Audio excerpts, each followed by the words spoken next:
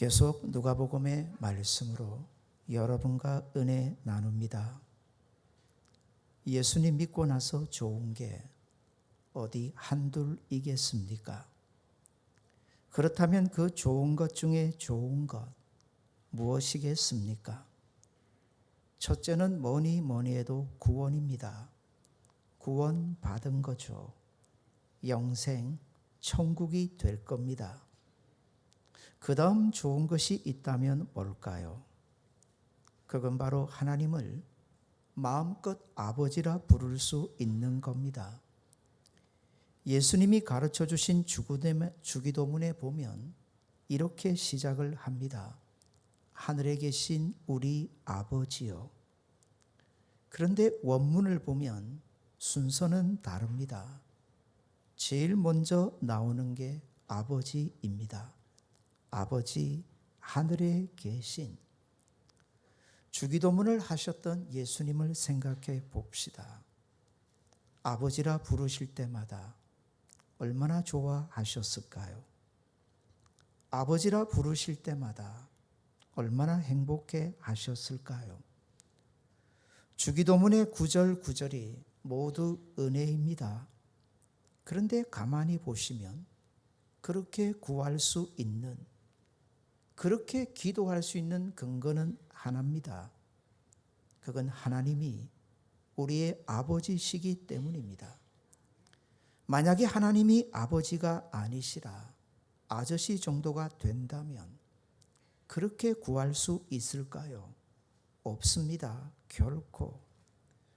그러니 예수님이 우리에게 주신 최고의 권세, 최고의 축복, 최고의 능력은 우리가 마음껏 하나님을 아버지라 부름에 있습니다.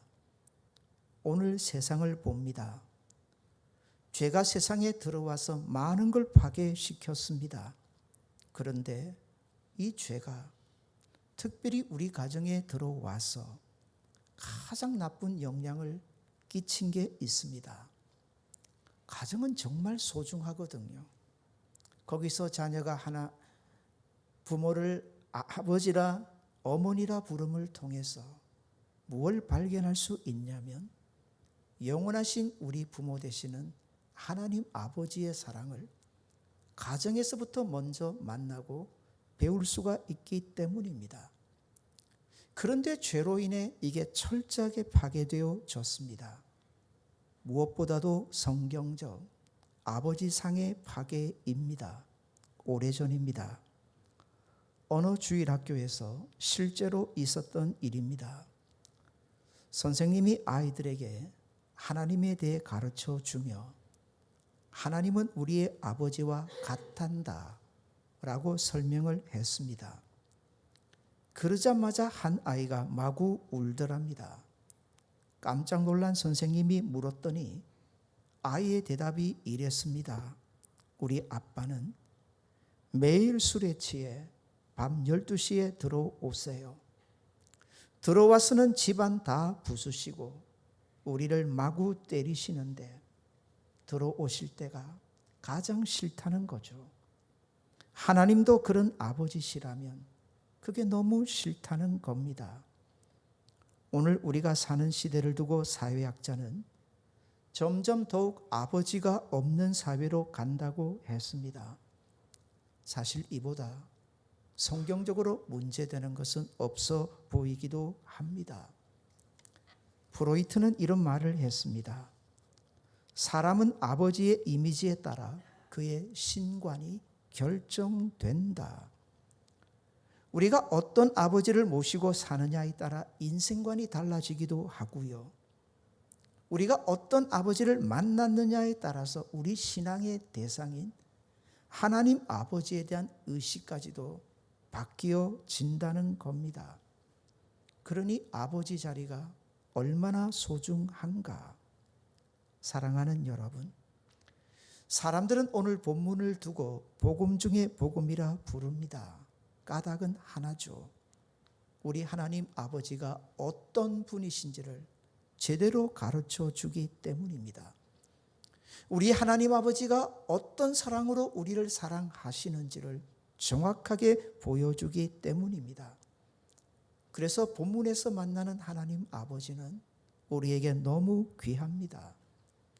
사람들은 오늘 본문에 별칭을 붙여 두었는데 탕자의 비유라고 합니다. 여기 탕자는 낭비할 탕자죠. 아버지의 재산을 마구 낭비하니 탕자라 부릅니다. 그런데 예수님이 이 비유를 말씀하실 때 아들에게 초점이 있는 게 아닙니다. 아버지에게 있죠. 이런 몹쓸 아들에게조차도 그 사랑을 완전히 허비해 버리시고 낭비해 버리시는 아버지. 그래서 정확한 별칭은 탕부의 비유로 부름이 옳다 얘기들 합니다. 아무리 자식이라도 이렇게 고약하고 폐악적인 자식에게 이런 사랑을 낭비하는 걸 보면 모두가 혀를 찰 겁니다. 아무리 자식이라도 말입니다. 본문 12절 보겠습니다. 어느 날 둘째 아들이 아버지를 찾아옵니다. 그리고 아버지에게 유산을 물려달라 요구하죠. 이게 우리네 사고방식으로도 받아들일 수 없는 겁니다. 부모가 자식에게 유산은 예전에 언제 물려줍니까? 죽을 때입니다. 죽고 나서 물려주는 게 유산입니다. 유대 사회에서는 더욱 그러했습니다. 그러니 유산을 물려다는 이 둘째 아들의 말에는 이런 뜻이 있습니다. 그동안 아버지가 그렇게 죽기를 바랬는데 왜 안 죽으시냐는 겁니다. 지금이라도 죽으시면 좋겠는데, 그러니 그 유산 빨리 내게 물려달라는 거죠. 죽기 싫다면. 얼마나 고약한 일입니까? 비 오는 날에 먼지가 나도록 막고요. 그래도 분이 가시지 않아 씩씩거려야 함이 옳을 터인데 이 아버지 어떻게 하십니까? 12절에 보시면 아버지가 그 살림을 유산이겠죠. 각각 나눠 줬더니 완전 상식을 벗어납니다. 너무도 쉽게 간단하게 아들의 그 요구를, 그 몹쓸 요구를 그대로 들어주는 아들의 그 패역함을 허용하는 아버지를 우리는 봅니다. 상상해 볼까요? 만약 여러분 곁에 이런 아버지가 있다면, 그렇게 유산을 그 몹쓸 자식에게 물려주려 하는 아버지를 본다면 가만 계시겠습니까? 말리실 겁니다. 이게 오히려 자식을 더 망친다 하면서 말리고 또 말릴 겁니다. 사랑하는 여러분, 이렇게 패역한 아들의 요구를 고스란히 들어주는 아버지를 통하여 예수님이 보여주고자 하셨던 것은 크게 두 가지입니다. 첫째는 이 둘째 아들의 패역함을 통하여 우리 인생의 본 모습을, 오늘 우리 자신의 모습을 고스란히 보여주려 하셨습니다.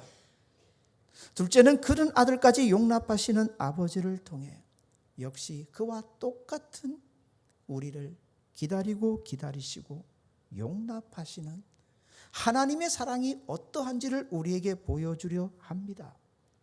먼저 둘째 아들을 두고 생각해 봅니다. 둘째 아들이 그렇게 집을 나가려고 하는 까닭이 뭡니까? 12절에 보시면 둘째 아들의 말을 들어보면 모든 게 자기 중심입니다. 모든 게 나 중심이죠. 아버지나 다른 사람에 대한 배려는 전혀 없습니다. 나만 좋으면 다 좋은 겁니다. 그러면서 이렇게 살고 싶다는 겁니다. 아버지의 간섭, 아버지의 눈치 전혀 받지 않고 내 마음대로 내 뜻대로 하면서 살겠다는 거죠. 잘 보십시오.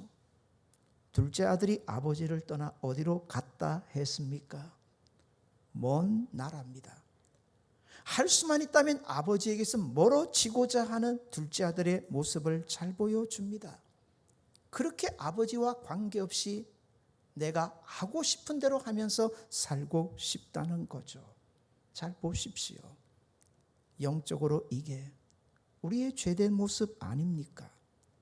인생이 왜 이렇게 제 마음대로 제 하고 싶은 대로 하며 살려고 합니까? 영적으로 정리하면 이게 내가 하나님이 되고 싶다는 겁니다. 이게 원죄 아니든가요? 사탄이 충동질을 합니다. 첫사람 아담과 하와를 찾아와 충동질을 하죠. 선악과를 따 먹어라. 그걸 먹는 날에는 내가 누구와 같이 된다고요? 반드시 하나님과 같이 되리라. 이제는 하나님 없이도 된다는 겁니다.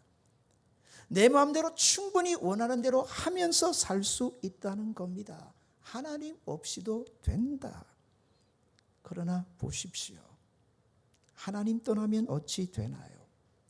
성경이 누누이 보여주는 진실 하나가 있습니다. 떠나면 안 되죠.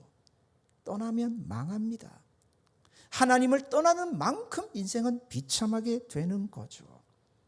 이어지는 13절부터의 말씀을 보면 급격하게 타락해가고 급격하게 망해가는 둘째 아들의 모습을 보여줍니다.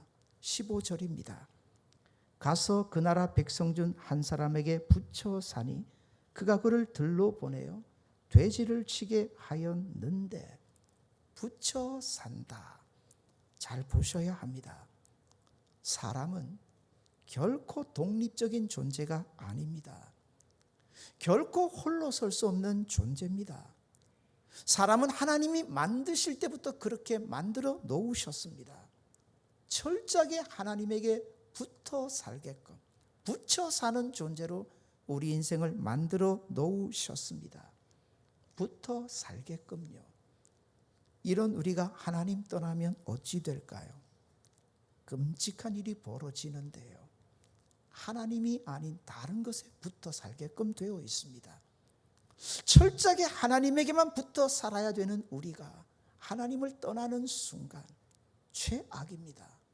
세상에 그 어떤 것에 반드시 붙어 사는 존재가 된다는 겁니다. 이게 인생의 비극이고 이게 인생의 비참함입니다. 사랑하는 여러분, 기억하십시오. 하나님에게 붙어 사는 인생이 최고의 인생임을 확신하시는 저와 여러분 되시기를 바랍니다. 둘째 아들의 모습을 가만히 보십시오. 비참함이 보이십니까? 비참함이 느껴지십니까? 사실 우리는 유대인만큼 느끼지를 못합니다. 유대인이 예수님께서 해주시는 이 말씀을 들었을 때 진저리를 쳤을 겁니다. 너무 충격이었을 겁니다. 요즘 우리나라 음식이 세계적으로 인기를 끌고 있습니다. 우리나라 음식 중에 세계 여러 나라 사람들이 참 좋아하는 음식 하나가 있는데 그게 삼겹살입니다.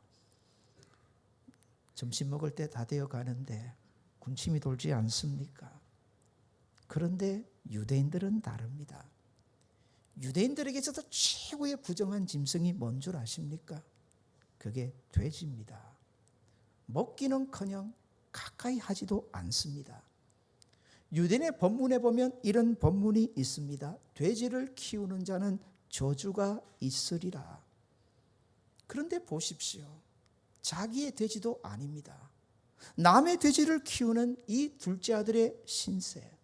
이게 유대인의 시각으로 보면 이게 얼마나 비참하냐 하는 겁니다. 자유를 찾아 떠났는데 더 비참한 구속의 상태가 되어 버린 것을 봅니다. 더 나은 삶을 찾아 원하며 나갔지만 하나님을 떠나는 순간, 아버지를 떠나는 순간 그 꼴이 어찌 되는지를 분명히 보라는 거죠. 하나님을 떠난 인생의 비참한 모습을 오늘 우리에게 고스란히 보여줍니다. 사도 바울은 골로새서 4장 3절에서 이런 말을 했습니다. 읽어드립니다. 또한 우리를 위하여 기도하되, 같이 한번 읽겠습니다. 같이 읽읍시다. 또한 우리를 위하여 기도하되 하나님이 전도할 문을 우리에게 열어주사 그리스도의 비밀을 말하게 하시기를 구하라. 아멘. 이 본문으로 설교를 꽤 했었습니다. 설교를 할 때마다 기도하자. 전도할 문을 하나님이 열어주시도록. 그리고 이 문은 항상 밖에 있는 것으로 생각했습니다. 믿지 않는 분들의 마음이죠. 우리가 복음을 전할 때 그들의 마음의 문이 닫히는 것이 아니라 하나님이 그들의 마음의 문, 전도의 문을 활짝 열어주셔서 우리가 전하는 복음을 잘 받아들이고 우리처럼 예수님 믿게 해 주시도록 기도하자. 그런데 오늘 말씀을 준비하며 제가 발견한 또 하나의 문이 있습니다. 밖에 있는 문이 아닙니다. 성도된 저와 여러분 안에 있는 문입니다. 먼저 이 문이 열려져야 합니다. 먼저요. 그리고 우리는 분명히 먼저 볼 수 있어야 합니다. 하나님을 떠난 인생의 모습이 얼마나 비참한지, 하나님을 잃어버린 인생의 그 저주스러운 모습을 우리는 분명히 보아야 합니다. 속으시면 안 됩니다. 세상은 오늘도 우리를 향하여 얼마나 속여대는지 모릅니다. 보라고. 하나님 없이도 얼마나 잘 사는가, 하나님 없이도 얼마나 풍족한가. 그러면서 우리 그리스도인도 꼬박 속아서 그렇게 살아갈 때가 많습니다. 세상에 이런 것 저런 것 나보다 좀 많이 가졌다 싶으면 그게 재물일 수 있습니다. 그게 명예일 수도 있습니다. 그게 권세일 수도 있겠죠. 그게 지식일 수도 있습니다. 하나님 없이도 그런 것만 가지고 있다면 충분히 하나님 없이도 잘 사는 것처럼, 오히려 하나님을 가진 성도들이 하나님 없이 세상의 것만을 가지고 사는 그 인생들을 보면서 부러워하기도 합니다. 그럼 마음의 문이 닫혀요. 마음의 문이 닫힙니다. 하나님이 시시해질 수도 있어요. 그리고 세상의 것만이 더 가치 있게 우리에게 다가오기도 하죠. 그럴 수는 없습니다. 사랑하는 여러분, 둘째 아들의 모습을 통해서 분명히 우리 인생의 모습을 보셔야 합니다. 하나님을 잃어버린 인생의 모습이 마침내 어찌 되는지 충분히 보셔야 합니다. 그래서 하나님 없는 인생들을 아무리 세상의 모든 것을 다 가졌다 할지라도 하나님 없기에 그들을 불쌍히 여기고 긍휼히 여길 수 있는 저와 여러분 되시기를 바랍니다. 둘째 아들을 보면서 우리의 눈이 열려야 합니다.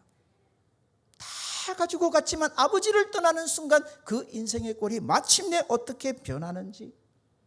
사랑하는 여러분, 둘째 아들의 모습이 얼마나 비참한 줄 아십니까? 잘 보십시오.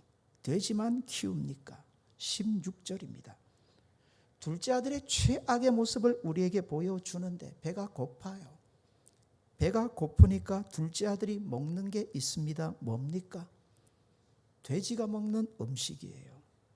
돼지가 먹는 쥐엄 열매. 이것도 주인 눈치를 보면서 훔쳐서 먹어야 하는 이런 신세가 되어버렸습니다. 아세요? 하나님 떠나면 정확합니다. 돼지보다 더 못한 신세가 된다는 거 아세요? 자, 영적으로 정리해 봅시다. 돼지, 지옥 갈까요? 안 갈까요? 정리합시다. 돼지 지옥 갈까요? 안 갈까요? 돼지 안 갑니다. 돼지는 죽는 순간 그걸로 끝입니다. 돼지는 죄가 없습니다. 단지 모든 이 땅의 피조물들이 인생의 죄로 말미암아 함께 고통받을 뿐입니다. 그러면서 성경은 모든 피조물들이 로마서 8장 보십시오. 하나님의 아들들이 나타나기를 고대하고 갈망하고 있다고 그럽니다. 돼지나 짐승은 지옥 안 갑니다. 그런데 사람은 달라요. 하나님 잃으면 보세요. 그 마지막이 돼지보다 훨씬 더 못한 꼴이 된다는 거 보셔야 합니다. 지옥 가면요, 차라리 내가 돼지로 태어날 걸, 차라리 내가 개로 태어날 걸, 그렇게 한숨 짓지 않을까요? 돼지보다 훨씬 더 못한 존재가 된 이 둘째 아들을 보면서 우리 인생이 하나님을 잃어버렸을 때 얼마나 비참해지는지를 제대로 정확하게 보셔야 합니다. 사랑하는 여러분, 성경의 얘기는 항상 좋은 줄 믿으시기를 바랍니다. 둘째 아들의 비참한 모습으로 끝나지 않아요. 얼마나 감사한지. 둘째 아들이 누구의 모습인 줄 아세요? 딱 저와 여러분의 모습이거든요. 이 비참한 모습으로 끝나면 얼마나 이게 절망입니까? 그런데 하나님의 얘기는 달라요. 자, 보세요. 둘째가 회복됩니다. 둘째가 어떻게 회복이 되는가요? 17절에 중요한 문장이 나와요. 이에 스스로 돌이켰다고. 죄송한데 영어로 표현하면 He came to himself. 그가 자기 자신에게로 돌아왔다는 거예요. 다시 말하면 자기 자신이 어떠한지를 이제 정확하게 알게 되었다는 거예요. 아버지를 떠나면 내가 어찌 되는지. 유명한 소크라테스의 말 잘 알지 않습니까? 뭡니까? 너 자신을 알라. 고등학교 다닐 때 친구들하고 이 말을 서로 얼마나 주고받았는지 몰라요.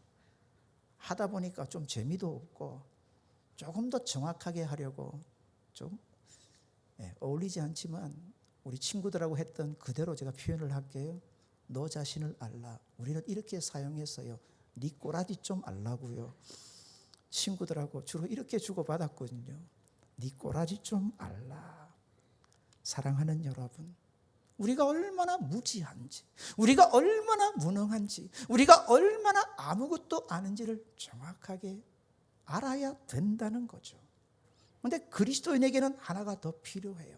이걸 아셔야 되고, 내가 하나님 앞에 얼마나 죄인인지, 내가 하나님 앞에 얼마나 죄인된 자인지를 분명히 알아야 한다는 겁니다.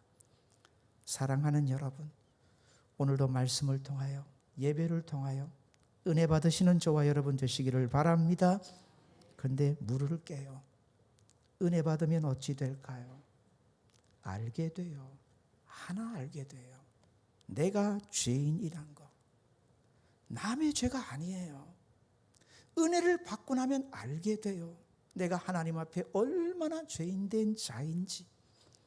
사도 바울이 그런 고백을 했잖아요. 내가 죄인 중에 괴수다. 특별한 거 아니에요.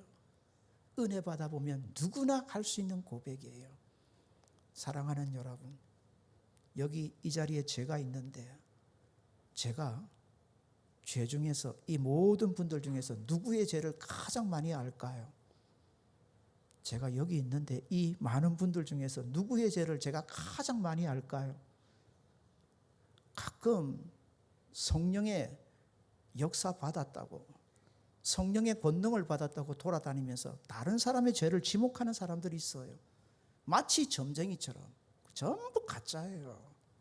전부 가짜예요. 진짜 성령에 충만하면요, 아는 건 자기 죄밖에 없어요. 그리고 보여요.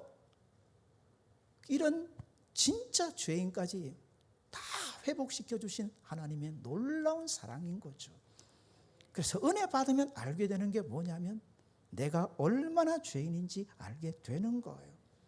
사랑하는 여러분, 알아야 돌아가잖아요. 알아야 하나님께로 돌아갈 거잖아요. 내가 얼마나 쓸모없는 인생인지, 내가 얼마나 무지하고 무능인지 제대로 알아야 둘째 아들처럼 하나님께로 돌아갈 거잖아요. 나는 하나님밖에 없어요. 하나님 없으면 안 돼요. 하나님 떠나면 나는 절망이에요. 그래서 이 시간에도 그렇게 하나님만을 부여잡고 갈망하고 하나님 은혜를 사모하게 되잖아요. 사랑하는 여러분, 그런 은혜의 자리에 이르시는 저와 여러분 되시기를 바랍니다.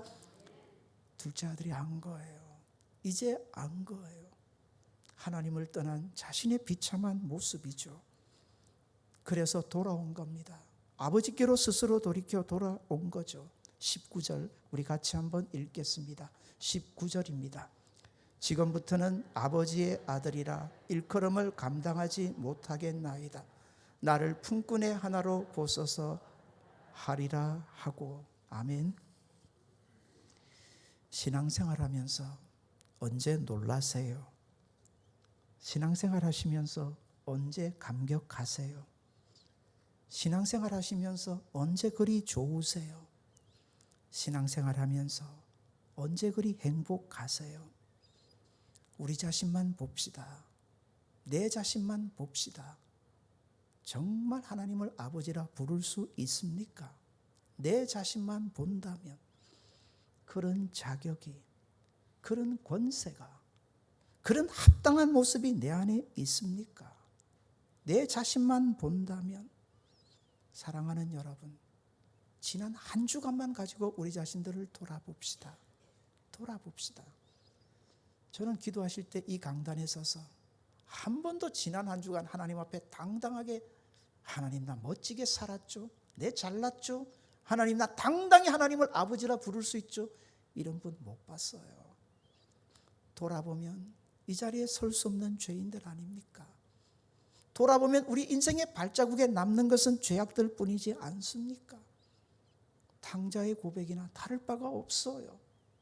둘째 아들의 고백이나 이 자리에 와 있는 저와 여러분의 고백이 다를 바가 없어요. 우리 자신만 보면 저는 아버지라 부를 수 없어요. 그냥 품꾼이 하나로 저를 여겨주시면 고맙겠습니다. 가끔 전도를 하다 보면 이렇게 말씀하시는 분들을 봅니다. 우리 함께 예수님 믿고 교회 갑시다.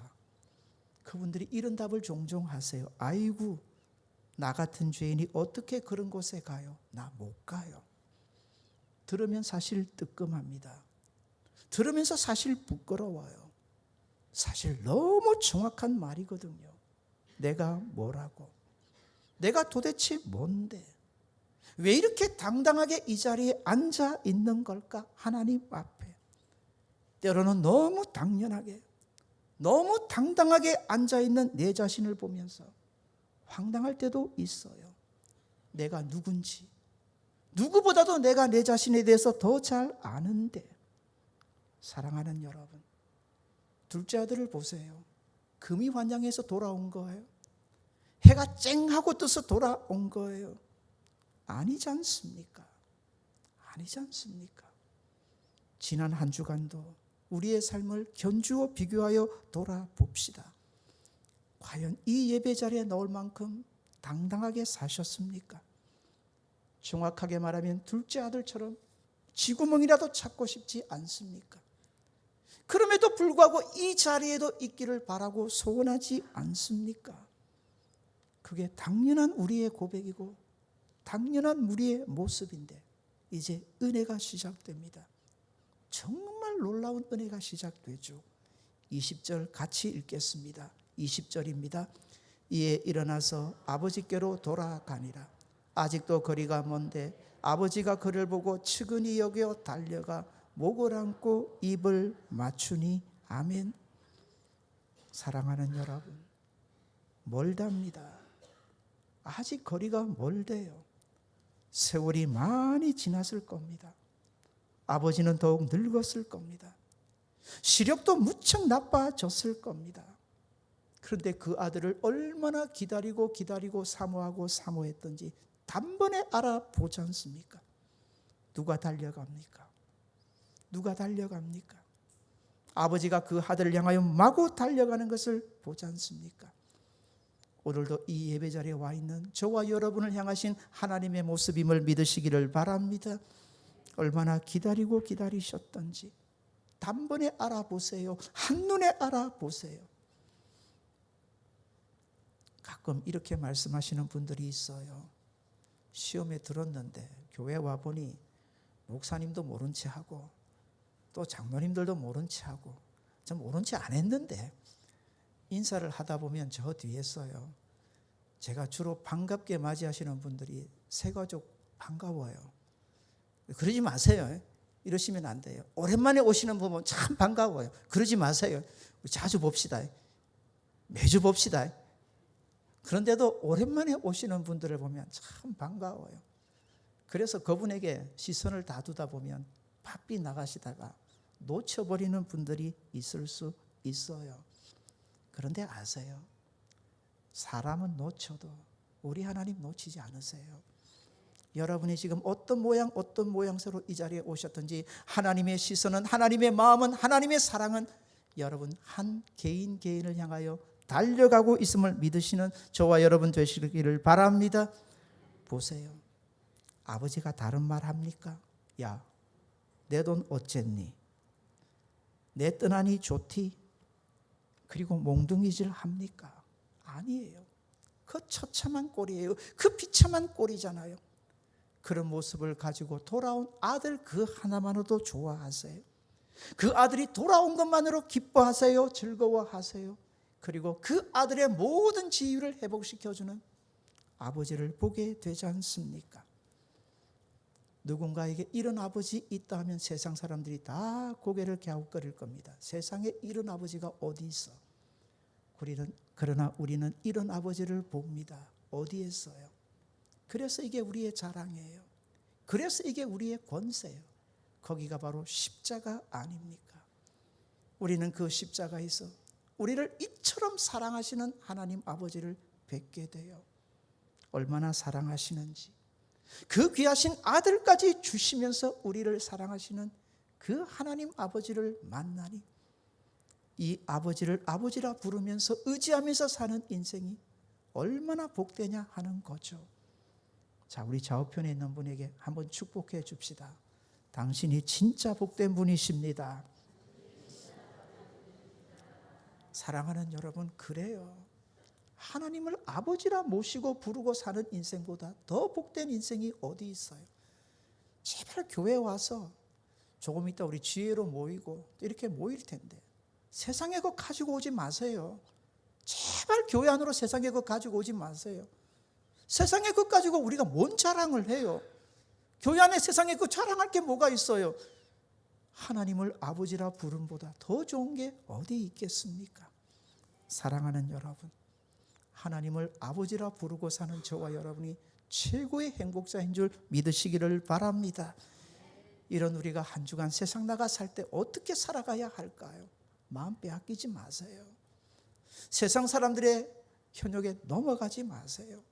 하나님 없는 그들을 오히려 불쌍히 여기고 둘째 아들과 똑같은 모습으로 사는 인생들을 바라보면서 내가 만난 이 하나님 아버지, 오히려 그들을 불쌍히 여기고 하나님 없는 인생들이니까 그들에게 전하고 소개하며 사는 것이 정상 아니겠습니까?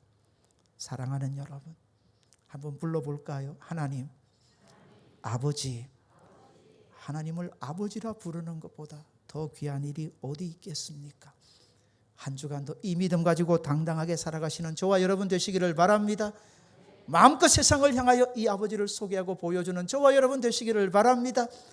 한 주간도 이런 믿음으로 귀하게 살아가시는 복된 하나님의 자녀들 되시기를 주님 이름으로 소원드립니다. 우리에게 주시는 말씀 기억하시고 같이 한번 기도합시다.